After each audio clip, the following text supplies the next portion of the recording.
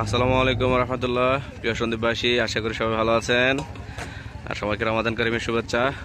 আপনাদের জন্য আরও একটি সুখবর নিয়ে আসলাম। আমি এখন গুপ্তছড়া ফেরিঘাটের অবস্থান করছি। আপনারা দেখছেন বিশাল একটি সুসংবাদ আমাদের জন্য। এটি পল্টন এসে গেছে, পল্টন স্থাপনের কাজ চলছে। আমি এখন পল্টনে উঠে আপনাদেরকে দেখাবো।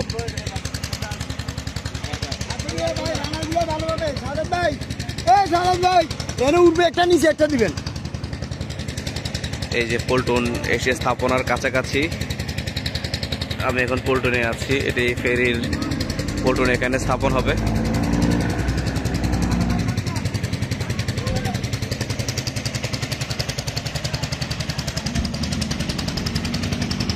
এটি আমাদের স্বপ্নের কাঙ্ক্ষিত ফেরির পল্টন।